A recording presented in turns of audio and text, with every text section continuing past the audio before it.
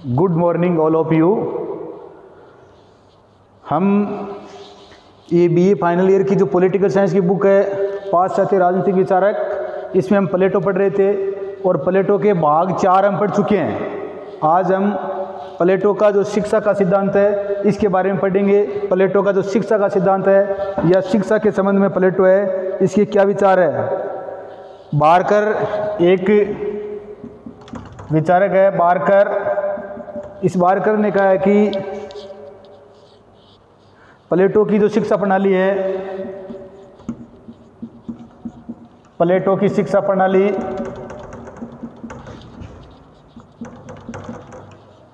Barker ने कहा है कि प्लेटो की जो शिक्षा प्रणाली है उसके न्याय के सिद्धांत का तार्किक परिणाम है।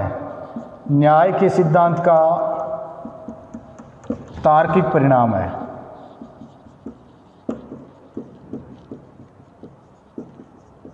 ये कोटेशन काफी बार आया हुआ है, तो ये ध्यान रखना है। हम प्लेटो का शिक्षा सिद्धांत पढ़ रहे हैं और बारकर ने प्लेटो के बारे में कहा है कि प्लेटो की जो शिक्षा प्रणाली है उसके न्याय के सिद्धांत का तार्किक परिणाम है। हमने जब प्लेटो का न्याय का सिद्धांत पढ़ा था तो उसने कहा था कि प्रत्येक व्यक्ति को अपने कर्तव्य का पालन करना चाहिए, यानी अपना काम करना चाहिए, दूसरे के काम में हस्तक्षेप नहीं करना चाहिए।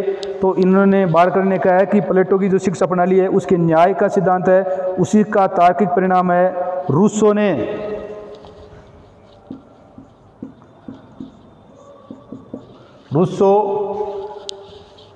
एक बहुत महान विचारक था। इसने प्लेटो की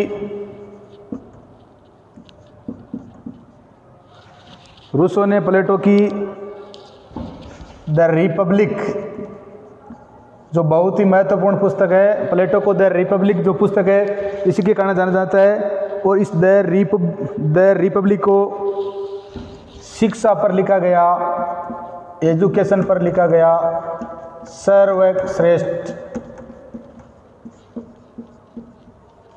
ग्रंथ का रूसो है। इसने प्लेटो की पुस्तक द रिपब्लिक को शिक्षा पर लिखा गया सर्वश्रेष्ठ ग्रंथ माना। इस बात का ध्यान रखना है। बारकर ने कहा है कि प्लेटो की जो शिक्षा प्रणाली है उसका जो न्याय सिद्धांत है उसका ये तार्किक परिणाम है। तो रूसो ने प्लेटो की द रिपब्लिक जो पुस्तक है उसको शिक्षा पर लिखा गया, क्या कहा, सर्वश्रेष्ठ ग्रंथ माना। तो ध्यान रखना है, काफ़ी बार क्वेश्चन आया हुआ है कि द रिपब्लिक को शिक्षा पर सर्वश्रेष्ठ ग्रंथ किसने माना। तो किसने माना?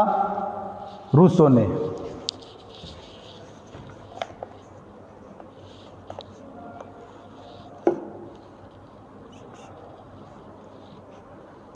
बारकर है, बारकर ने इस पुस्तक द रिपब्लिक को है वो मानव जीवन के, बारकर है इसने जो द रिपब्लिक पुस्तक है जिसको रूसो ने शिक्षा का सर्वश्रेष्ठ ग्रंथ माना है, इसको बारकर ने क्या कहा है, ये संपूर्ण मानव जीवन,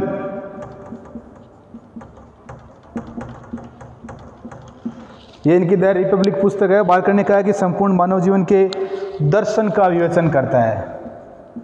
संपूर्ण मानव जीवन है, इसके दर्शन का ये क्या करता है, विवेचन करता है। ये बात कौन कहता है? बारकर कहता है। और ये केवल शिक्षा, मनोविज्ञान, शिक्षा,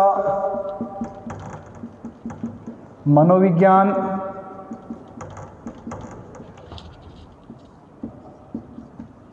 और दर्शन की रचना नहीं है। ये बात कौन कह रहा है? बारकर कह रहा है। प्लेटो ने शिक्षा का, प्लेटो ने जो ये शिक्षा सिद्धांत है इसमें शिक्षा का उद्देश्य बताते हुए कहता है कि शिक्षा है वो अज्ञान, शिक्षा है वो अज्ञान से ज्ञान, शिक्षा का महत्व बताते हुए कहता है शिक्षा है वो अज्ञान से ज्ञान, शिक्षा है वो अज्ञान से ज्ञान तथा अंधकार से प्रकाश, तथा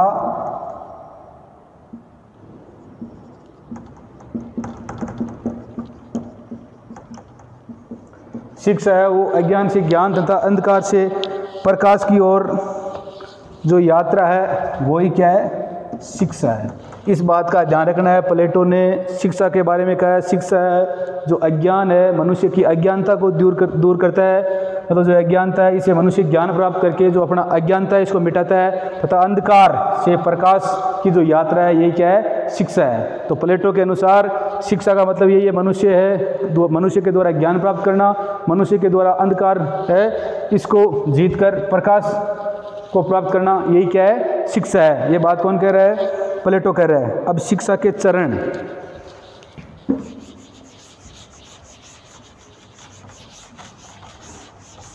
प्लेटो की जो शिक्षा है उसके 3 चरण है।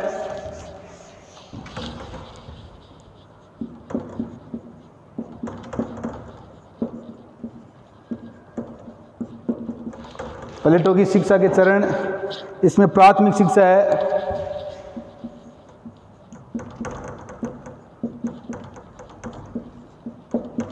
प्राथमिक शिक्षा। प्लेटो के जो शिक्षा के चरण है इसमें जो प्रथम चरण है इसमें प्राथमिक शिक्षा, जो ये प्रारंभिक शिक्षा है, और प्रारंभिक शिक्षा प्राथमिक शिक्षा जो 10 वर्ष से लेकर 20 वर्ष, 10 वर्ष से लेकर 20 वर्ष तक होगी। तो प्राथमिक शिक्षा वो 10 वर्ष से लेकर 20 वर्ष तक होगी, और इसमें संगीत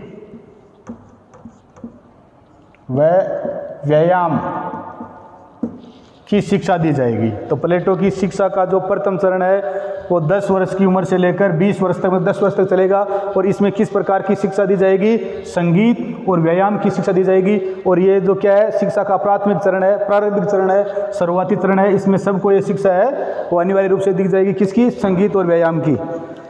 प्राथमिक शिक्षा जो 10 वर्ष से लेकर 20 वर्ष तक होगी, और इसमें संगीत और व्यायाम की शिक्षा दी जाएगी। द्वितीय चरण की शिक्षा,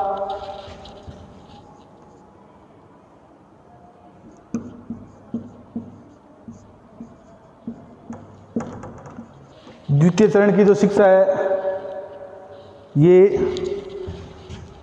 20 वर्ष से लेकर 30 वर्ष की आयु तक दी जाएगी। द्वितीय चरण की या दूसरे चरण की जो शिक्षा है वो 20 वर्ष की आयु से लेकर 30 वर्ष की आयु के बीच दी जाएगी, जिसमें गणित, इसमें गणित, ज्योतिष व ज्यामिति। द्वितीय चरण की शिक्षा है 20 वर्ष से लेकर 30 वर्ष की आयु के बीच में दी जाएगी, और इसमें गणित, ज्योतिष और ज्यामिति की शिक्षा दी जाएगी। शिक्षा का जो दूसरा चरण है, द्वितीय चरण है, वो 20 वर्ष से लेकर 30 वर्ष की आयु के मध्य होगा, और इसमें शिक्षा है वो गणित, ज्योतिष और ज्यामिति, इसकी शिक्षा दी जाएगी। तो प्रथम चरण है 10 वर्ष की आयु से लेकर 20 वर्ष तक, 10 वर्ष की होगी, इसमें संगीत और व्यायाम की। द्वितीय चरण की, दूसरे चरण की शिक्षा है वो 20 वर्ष की आयु से लेकर 30 वर्ष की आयु तक, और इसमें वो गणित और ज्योतिष और ज्यामिति की शिक्षा दी जाएगी। अब है शिक्षा का तीसरा चरण, और शिक्षा के जो तृतीय चरण है,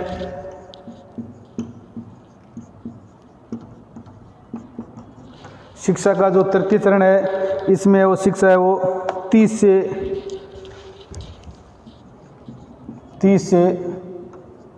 35 वर्ष की आयु तक दी जाएगी। शिक्षा का जो तीसरा चरण है इसमें शिक्षा 30 वर्ष से लेकर 35 वर्ष की आयु तक दी जाएगी, जिसमें दर्शन शास्त्र की शिक्षा दी जाएगी। किसकी शिक्षा दी जाएगी? दर्शन शास्त्र की शिक्षा दी जाएगी। तो प्लेटो की ये 3 शिक्षा है, इसको 3 भागों में बांटा है। प्रथम जो प्राथमिक शिक्षा है, प्रारंभिक शिक्षा 10 वर्ष से लेकर 20 वर्ष तक, इसमें संगीत और व्यायाम की। प्लेटो की जो द्वितीय चरण की शिक्षा है इसमें 20 वर्ष से लेकर 30 वर्ष की आयु तक, और इसमें गणित, ज्योतिष और ज्यामिति की। प्लेटो की जो तृतीय चरण की शिक्षा है ये 30 से 35 वर्ष के बीच होगी, और इसमें किसकी? दर्शन शास्त्र की। बार बार विभिन्न प्रकार के कंपटीशन एग्जाम में क्वेश्चन पूछे जाते हैं कि प्राथमिक शिक्षा है वो किस वर्ष से लेकर कितनी आयु तक किस विषय वस्तु की दी जाएगी, द्वितीय चरण की किस आयु से लेकर किस आयु तक दी जाएगी, और तृतीय चरण की उसमें किस विषय वस्तु पर शिक्षा दी जाएगी। ध्यान रखना है अपने को। पहले में 10 से लेकर 20 वर्ष तक संगीत और व्यायाम की, द्वितीय चरण में 20 वर्ष से लेकर 30 वर्ष तक गणित, ज्योतिष और ज्यामिति की, तृतीय चरण में 30 वर्ष से लेकर 35 वर्ष तक, और किसकी शिक्षा दी जाएगी? दर्शन शास्त्र की। बार बार यहाँ से क्वेश्चन है वो निकले हैं, इस बात का ध्यान रखना है। अब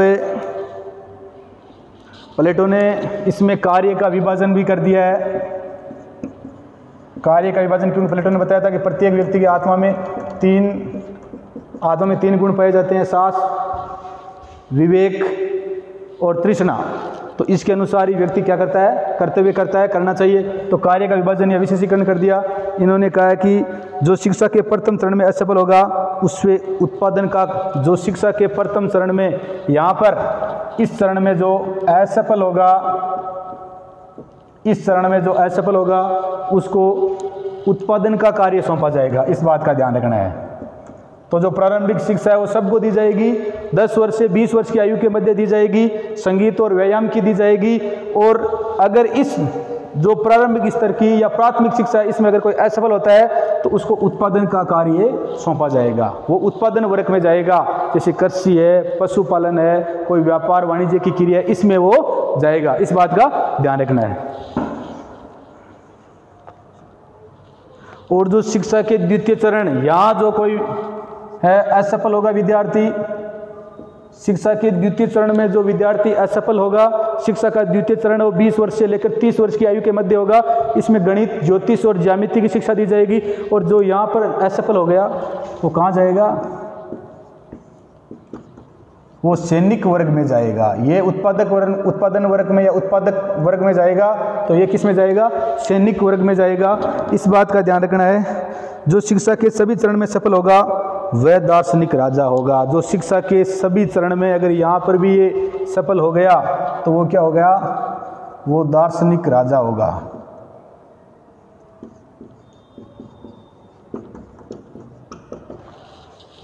पहले चरण में असफल हो जाएगा, उत्पादक वर्ग में जाएगा। द्वितीय चरण में असफल हो जाएगा, सैनिक वर्ग में जाएगा। तृतीय चरण में तृतीय चरण में अगर जिसने तीसरे चरण की इसमें भी वो सफल हो गया तो वो कहाँ जाएगा, वो दार्शनिक राजा बनेगा। ये बात कौन कह रहा है, प्लेटो कह रहा है।